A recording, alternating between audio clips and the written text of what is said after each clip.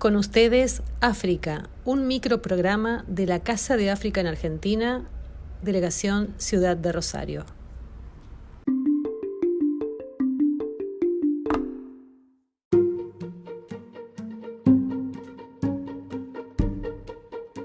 Hoy hablaremos de Hutus y Tutsis, un patrimonio colonial de división.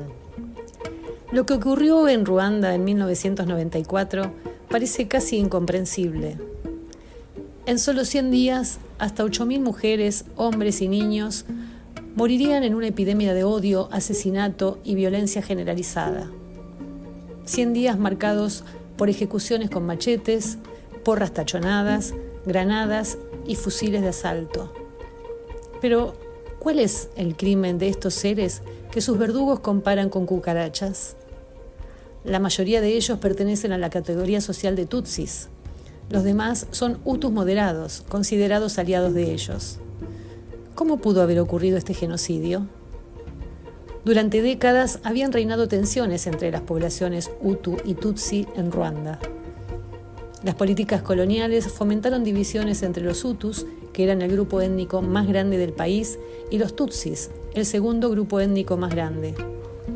En 1994, la población de Ruanda, más de 7 millones de habitantes, estaba dividida en 3 grupos étnicos: los Hutus, que constituían aproximadamente el 85% de la población, los Tutsis, 14%, y los Twa, el 1%. La sociedad tradicional ruandesa, percibida por el colonizador, se divide en 3 grupos según la profesión que ejerce, pero considerados como razas de diversos orígenes: los Tutsi, criadores, entre los que se encontraban ricos y poderosos propietarios de rebaños; los Hutus, agricultores y campesinos; y los Twa, artesanos y trabajadores. Los belgas heredaron esta colonia después de su victoria sobre las tropas que protegían el África Oriental alemana al final de la Primera Guerra Mundial. Los colonizadores alemanes afirmaron entonces que los Tutsis constituían un grupo étnico más inteligente y más cercano a los pueblos europeos. Al tomar la antorcha de la colonización, Bélgica no encuentra nada malo en esta situación que le parece bien establecida. Por un lado, los Tutsis tienen acceso a la educación y ocupan puestos de responsabilidad en la administración. Por otra parte, los Hutus cultivan la tierra y permanecen confinados en las clases socioeconómicas más bajas. Esta visión de los colonizadores favoreció a los Tutsis en el acceso a los estudios y al gobierno, mientras que los Hutus y el pequeño componente de artesanos Twa quedaron confinados a actividades subordinadas. En 1931, la administración belga creó un documento de identidad étnica que indicaba el grupo al que pertenecía el ciudadano: Tutsi, Hutu o Twa. Pero en el momento de la independencia, la alianza histórica se revirtió y muchos Tutsi se vieron obligados a exiliarse a principios de la década de 1960. La animosidad entre Tutsis y Hutus siguió creciendo. Los exiliados intentaron varias veces regresar al país, pero la represión fue sangrienta. En 1990 estalló una guerra civil.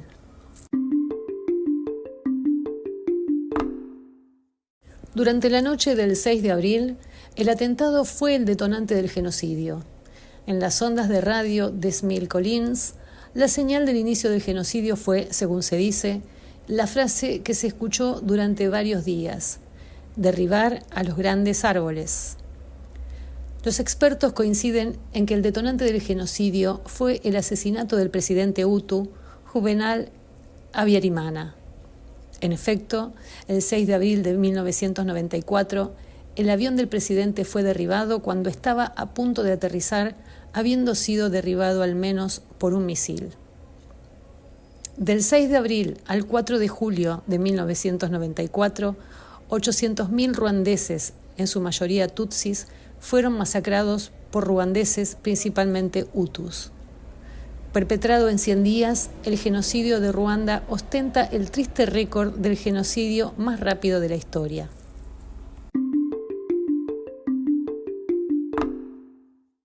¿Por qué la ONU no intervino en el genocidio de Ruanda? Resulta que el fracaso de las Naciones Unidas en Ruanda se debe esencialmente a la insuficiencia de recursos y voluntad política.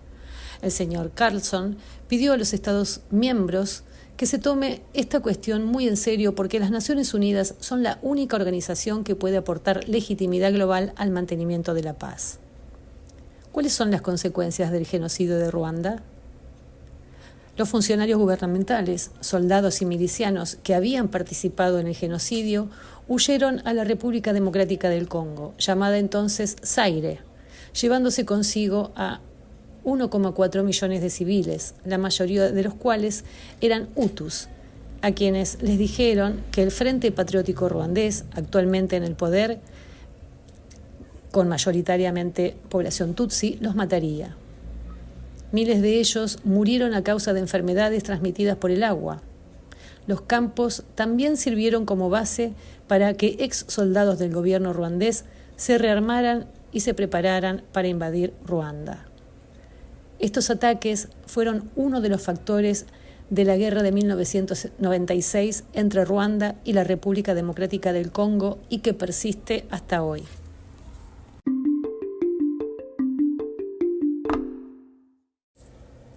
El 2 de septiembre de 1998, el Tribunal Criminal Internacional para Ruanda, un tribunal creado por las Naciones Unidas, emitió la primera condena mundial por el crimen definido como genocidio después de un juicio ante un tribunal internacional. Un hombre llamado Jean-Paul Akayesu fue declarado culpable de genocidio y crímenes contra la humanidad por participar y supervisar determinados actos mientras se desempeñaba como alcalde de la ciudad ruandesa de Taba.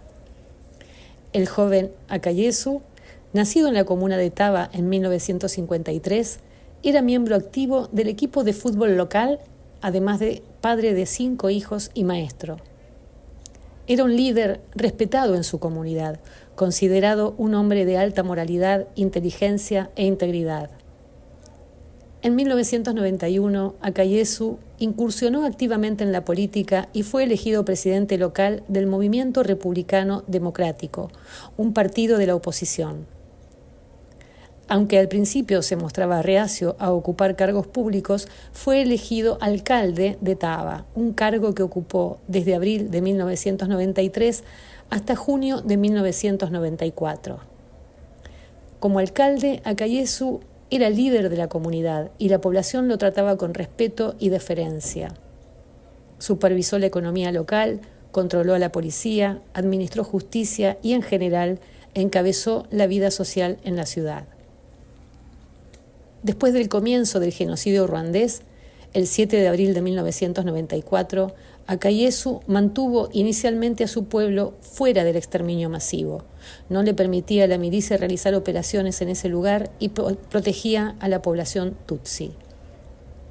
Pero después de la reunión de líderes del gobierno interino, quienes habían planeado y orquestado el genocidio, celebrada el 18 de abril, se produjo un cambio sustancial en la ciudad y aparentemente en Akayesu. Al parecer, había calculado que su futuro político y social dependía de su colaboración con las fuerzas que llevaban adelante el genocidio. Akayesu cambió su traje por una chaqueta militar y adoptó literalmente la violencia como su modus operandi. Testigos lo vieron incitar a los habitantes de la ciudad para que formaran parte de las matanzas y para convertir en lugares de tortura y asesinato sitios que habían servido de asilos seguros. Como los vientos de la guerra cambiaron, Akayesu escapó a Zaire, actualmente República Democrática del Congo, y luego a Zambia, donde fue arrestado en octubre de 1995. En un juicio llevado a cabo ante el Tribunal Criminal Internacional para Ruanda, se lo declaró culpable de genocidio, la primera condena de ese tipo en una corte internacional y la primera vez que la violación fue considerada un componente de genocidio. Akayesu cumple condena perpetua en una prisión de Mali.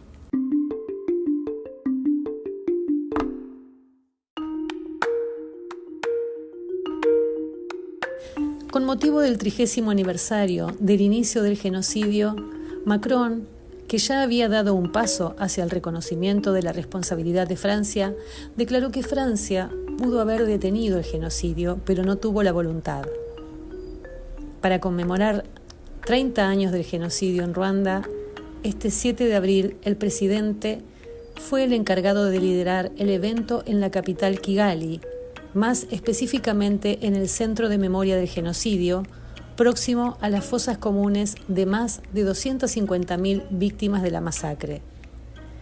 Al acto asistieron diversas delegaciones internacionales, incluyendo a los presidentes de Sudáfrica, Madagascar, Sudán del Sur, República Democrática del Congo, entre otros, así como el primer ministro de Etiopía.